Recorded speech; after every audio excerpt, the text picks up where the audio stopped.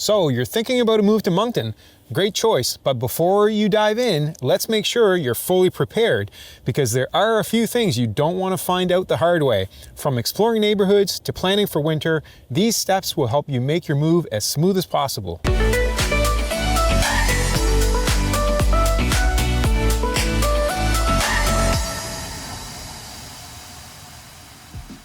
Hi there, we are Denise and Marc, a husband and wife real estate team in Moncton, New Brunswick with eXp Realty. And today we are talking about 7 things you should do before moving to Greater Moncton to make it a smooth transition to your new beginnings. So let's get right into it. Before making the move, if you can, come and visit Moncton and take the time to explore its different neighborhoods. Each area has its own unique feel, and where you choose to live will have a big impact on your day-to-day life. For example, downtown Moncton is great if you want to be close to restaurants and events and the nightlife, but it can be noisier, have smaller properties, and come with some of the typical issues you would expect to deal with when living in an urban area. Definitely. On the flip side, Dieppe, for example, has plenty of larger, newer homes, making it a great choice for families and professionals, and Riverview offers a quieter, small town feel with larger properties. The North End, which is probably Greater Moncton's most popular neighborhood, gives you a wide mix of housing types and prices, ranging from affordable semi-detaches to large luxury homes. Driving through neighborhoods at different times of day can also give you a better idea of activity, traffic, noise levels, and overall atmosphere. Another crucial step before moving is researching the job market or planning your income source. Moncton's job market is fairly healthy, but opportunities vary by industry. Healthcare, education, customer service, and skilled trades are in demand, while corporate and specialized jobs can be harder to find. If you're job hunting, start networking and applying early to get a sense of what's available in your field. If you work remotely, Moncton is a great place to live, but if you'd like to live outside the city in a more rural setting in particular, it's worth checking into internet speeds to make sure you have the speed required to do the work. Salaries here tend to be lower than in larger cities, so it's important to compare your expected income with the cost of living. If you're self-employed or planning to start a business, research local tax rates and business licensing requirements to avoid any surprises. Understanding Moncton's housing market is a key step in making your move successful. While Moncton is still more affordable than many other Canadian cities, prices have been on the rise over the last few years, and the market moves fast. Getting pre-approved for a mortgage before you start house hunting will make you a more competitive buyer, especially if you're looking in high-demand areas like Dieppe or the North End. As for the best time to buy, that will depend on your situation. Spring and summer have the most listings, but also the most competition. Fall and winter may offer better deals, but there are also fewer options. And be sure to factor in property taxes. Rates vary slightly within the 3 main communities of Moncton, Dieppe, and Riverview, but that's not where it will make a big difference. The biggest difference will be in the assessment values that your property is taxed on. The same house in a highly desirable neighborhood could be assessed at a much higher value than if it was located somewhere else in the city. Moncton winters are manageable, but if you're not used to colder weather, you'll want to prepare. For the most part, snow is a given around here, although we had it real easy this year. Just colder this year. Yeah.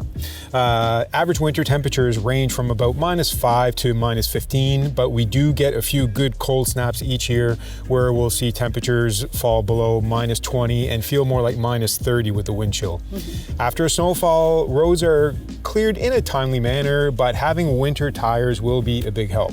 If you're buying a home, consider heating costs. Many homes use electric baseboard heating, which can be expensive in the colder months, while homes with central ducted heat pumps tend to be more energy efficient. Mini splits are also very popular here as a more efficient way than baseboard heaters to heat in the winter.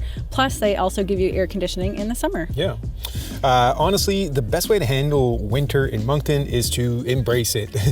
There are plenty of outdoor activities from skiing to snowshoeing, skating, winter festivals, which can all make the season feel a lot more enjoyable. You'll want to break down what your current cost of living are and compare them to what they would be if you lived in the Greater Moncton area. Some newcomers are sometimes surprised by some of the expenses that they didn't expect. We just touched on it, but heating costs are a great example. They can be higher than expected, especially in older homes without efficient insulation. Before buying, ask about the home's average heating bill to get a realistic idea of what to budget in for the winter months. We also hear a lot about property taxes and how they're higher than other provinces in Canada. Snow removal is another cost to keep in mind. If you have a long driveway, you may want to budget for a snow removal service or at least invest in a snowblower. And certain groceries can be slightly more expensive than in central Canada due to transportation costs. So it's a good idea to check out local grocery stores during a visit to see how prices compare to what you're used to. Okay, let's talk about fun. Before moving, check out Moncton's social and entertainment scene to see if it matches your lifestyle. While it's not a big city, there's still plenty to do. The Avenir Centre brings in concerts and sports events, and smaller venues like the Capitol Theatre and the Tidenboer Ballroom offer live music and performances. You might notice fewer big chain restaurants missing if you're coming from a big city, but we do have some great restaurants, from seafood spots to international cuisine. Outdoor recreation is also one of Moncton's biggest perks, with many kilometers of trails, plenty of parks, and some of the warmest beaches in Canada just a short drive away. Moncton also has a strong community vibe with plenty of local events and a friendly atmosphere, making it easy to get to know people. If you're used to a big city lifestyle, it's worth checking out Moncton's entertainment and social scene during a visit to see if it feels right for you. And finally, if you like to travel, it's good to know your options for getting in and around Moncton. The Greater Moncton Romeo LeBlanc International Airport is convenient, but direct flights are mostly limited to major Canadian cities, meaning international travel often requires a layover. When we fly out of Moncton, we typically have to fly into Toronto or Montreal to get to where we're going. So when we're planning a trip, we always compare flying out of Halifax as well. There are usually more options, more direct flights, and the small cost savings will often offset the couple-hour drive to get there. Yeah. Not always, but it's always good to check. Definitely. Moncton is well connected by road, making weekend trips easy. Halifax, Fredericton, and Prince Edward Island are all within a couple hours drive. And if you're up for a bit of a longer drive, you can reach Quebec in about 6 hours or the US border in about 4. And if you prefer public transportation for longer trips, you do have a couple of options, but they're a little more limited. Via Rail operates train services through Moncton, but it generally only runs 3 times a week, so it's not the most flexible option. If you're looking for more frequent service, Maritime Bus offers several departures per day to cities like Halifax, Fredericton, and Charlottetown, making it a more reliable choice for regional travel. Mm-hmm. And for getting around Moncton itself, Kodiak Transpo runs the city's bus system, and it's a fairly good service, but it might differ from what you're used to. Unlike bigger cities where you know the next bus will probably only be 10 or 15 minutes, in Moncton, bus frequency varies by route, with some buses only running every 30 to 60 minutes. If you rely on transport daily, it's important to check the schedule for routes that you'll be using. That said, the system does cover most key areas, including downtown, Dieppe, and Riverview, making it a solid option for those without a car. Moving to a new city is a big step, but if you take the time to prepare, you'll settle into Moncton with no surprises. If you're planning a move, what's the biggest thing you're preparing for? Let us know in the comments. And if you have any questions about buying a home in Moncton, feel free to reach out.